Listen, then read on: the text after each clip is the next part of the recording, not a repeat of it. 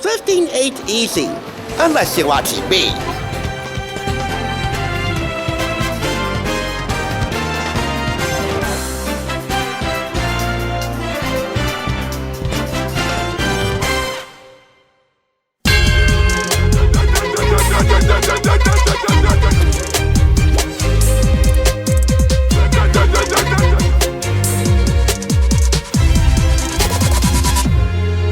Welcome, and happy election day! It's the thrift store rundown, Bleeding Hollywood home on a budget, and today's the day. Today, we vote for America's next top president.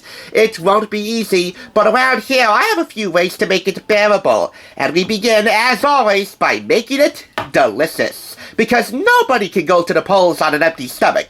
You need brain food to make a smart decision, and or comfort food, just to nourish the fact that at the end of the day, we're all gonna be okay, regardless of who wins.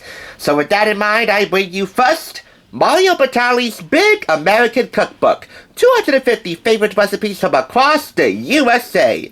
I know, right now, Mario Batali may not be the first choice for a Big American Cookbook, but the only other candidate, if you will, was Jamie Oliver's Jamie's America. And he's far more clean-cut. But if I were to start shouting, "The British are coming! The British are coming!" on election day, that probably wouldn't go down a treat. Besides, Cook's Country from America's Test Kitchen, as much as I stand them, was far too easy for me to do today. Grand Central Life and Style published this book. It was picked up from Red Blue Thrift Store for $5.99. As a matter of fact, 4 of the 5 items up for review today were purchased from RWB. The lone exception would be the American President soundtrack, picked up from 2nd Avenue Thrift Superstore. Anyway, the regions that this book covers, with photography by Quentin Bacon, are as follows: Northeast/New England, the Mid-Atlantic, the Deep South, the Gulf Coast, the Great Lakes, the Heartland, Southwest, and Pacific Coast. 8 regions. We'll be highlighting 1 recipe per each region. You'll find basic recipes on page 480. So let's get started. We have lobster pot pies. And this will serve 8. It makes 8 individual servings. It may seem like such a luxury in most parts of the world, but you can actually make do with frozen lobster tails, in my opinion, and just get this done without hurting your bank account. Next, a Trenton tomato pie. It would be rather frowned upon if this New Jersey native didn't highlight a staple of New Jersey cuisine, the Trenton tomato pie. Less about the cheese and more about the homegrown fresh Roma garden tomatoes. This recipe serves 6 to 8.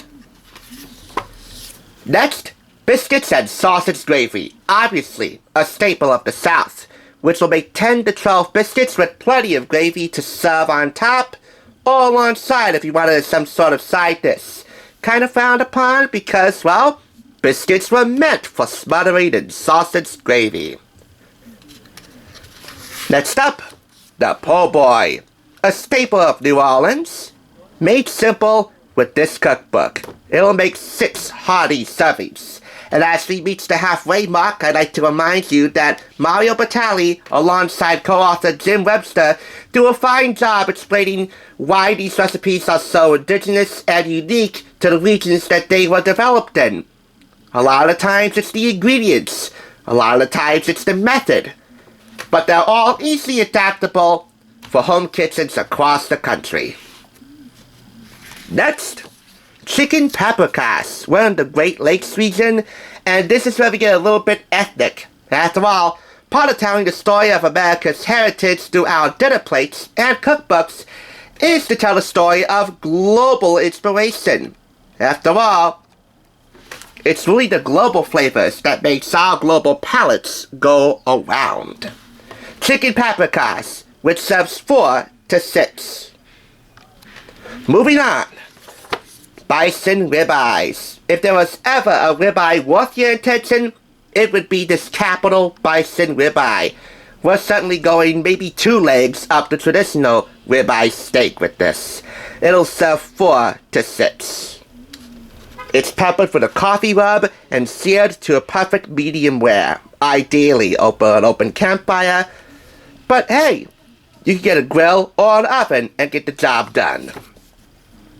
Here we have this Chile's Rieto's pie, just to sound more ethnically correct. This is obviously from the Southwest and will serve 8 to 10. So, a good many recipes in here do serve a fairly hearty bunch of people. And finally, Coachella date shakes, obviously from Coachella Valley, California. If anyone hooked up on a date during the Coachella Festival, this recipe is dedicated to you. Those stories might be few and far between, but who's counting? This will make 2 shakes, and you'll need 1 cup of dates, 1 cup of milk, 2 cups vanilla ice cream to make the medicine go down. Medicine for me, I'm not into dates, although I would like to try dates. And that applies on both fronts, sadly.